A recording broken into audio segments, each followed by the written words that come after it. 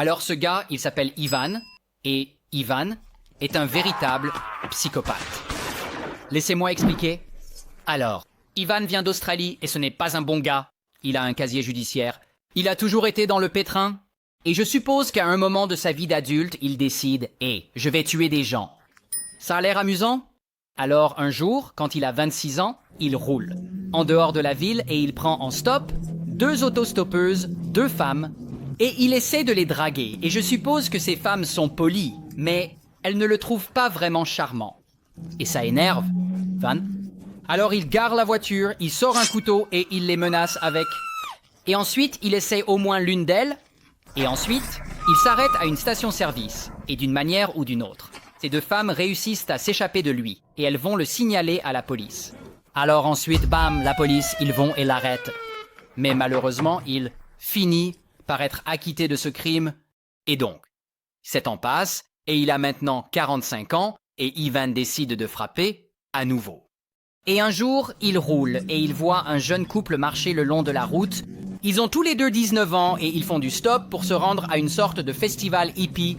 Alors Ivan s'arrête et il dit « Salut mec !» ou ce que les Australiens disent. Et il leur propose de les prendre en voiture. Alors, ils montent dans la voiture et ils discutent, je suppose, et pendant qu'ils parlent, il les conduit à travers la forêt d'État de Belangelo, qui est une forêt dans cette région. Mais ensuite, il décide de s'arrêter et il force le couple à marcher à travers les arbres. Maintenant, on ne sait pas comment il les a forcés, probablement sous la menace d'un couteau, parce qu'une fois qu'ils sont au fond de la forêt, bam! Il poignarde le petit ami plusieurs fois. Ensuite, il poignarde la petite amie et puis il la frappe jusqu'à ce qu'elle soit morte. Puis, 3 semaines plus tard, il roule et il aperçoit un autre routard. Ce type, il s'appelle Onions.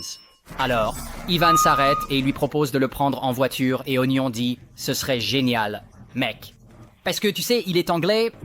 Alors, il monte dans la voiture et, pendant qu'il traverse la forêt d'État de Belangelo, ils discutent et Onion commence à avoir un très mauvais pressentiment.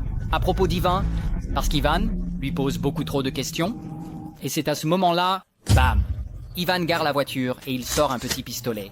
Et Onion se dit « Oh putain !» et il saute de la voiture et il s'enfuit. Alors, Ivan, il sort de la voiture et il court après lui et bam bam, il tire avec son petit pistolet, mais il continue à rater. Chance pour Onions. Et finalement, Onions réussit à courir assez loin et il fait signe à une voiture qui passe et il parvient à s'échapper. Et plus tard, Onions est au poste de police et il signale Ivan. Mais, pour une raison quelconque, la police ne fait rien. Fait n'importe quoi. Je ne sais pas s'ils n'ont pas assez d'informations pour enquêter ou quoi, mais rien n'arrive à Ivan. Donc, Psychopathe continue d'avancer.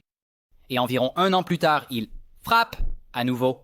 Il roule le long de la route et il prend encore une fois un autostoppeur, une femme allemande. Et il la conduit à la forêt d'État de Belangelo. Et il finit par la tuer avec un couteau. 11 mois après ça, il prend en stop un couple allemand qui fait de l'autostop à travers l'Australie et il les conduit à la forêt. Et là, il tire sur le gars 6 fois et il décapite la femme. 4 mois plus tard, il prend en stop un duo de femmes anglaises, des autostoppeuses, et encore une fois, il les conduit à la forêt et il poignarde l'une d'elles plusieurs fois. Et il tire sur l'autre. Maintenant, bien sûr, au fil des ans, tous ces autostoppeurs et randonneurs disparus ont été signalés manquants par leur famille, mais jusqu'à présent, qu'un de leurs corps n'a été retrouvé.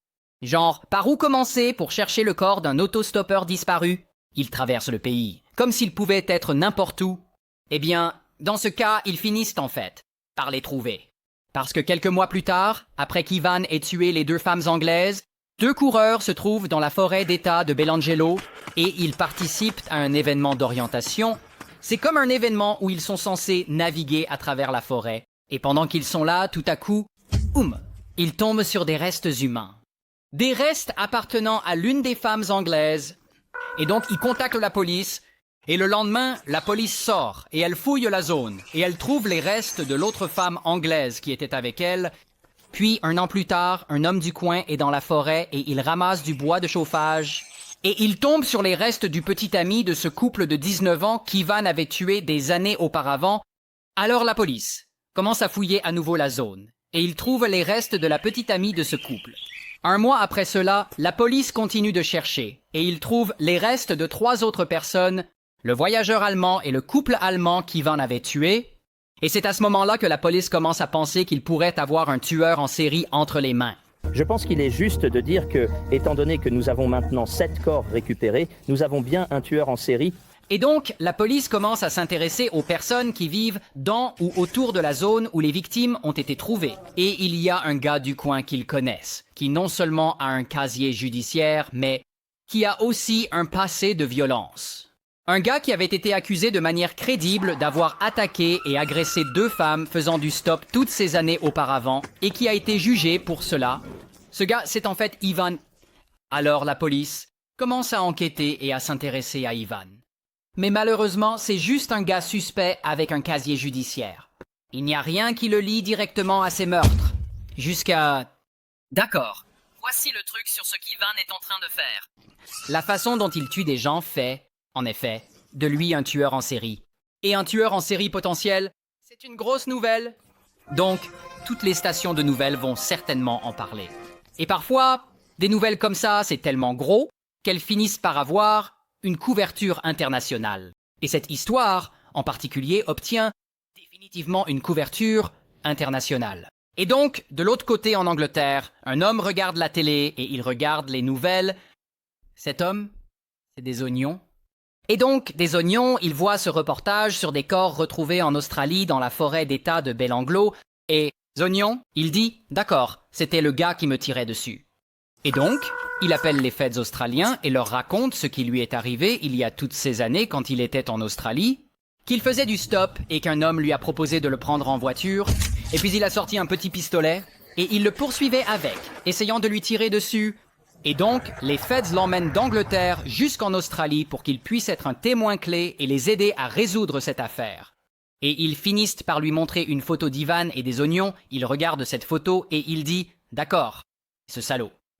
Alors, bam, quand de policiers vont faire une descente dans le domaine familial d'Ivan, et voici en fait quelques images d'actualité à ce sujet. Et si tu mets sur pause, tu peux voir tous les officiers rassemblés là pendant la descente. Et pendant cette descente, ils trouvent des pistolets qui correspondent au type de pistolet utilisé dans les meurtres, et ils trouvent des sacs à dos et d'autres objets personnels qui appartiennent aux autostoppeurs disparus. Donc le gars est définitivement coupable. Et donc, boum, ils finissent par arrêter Ivan, et ils l'accusent d'avoir tué 7 personnes et d'autres choses.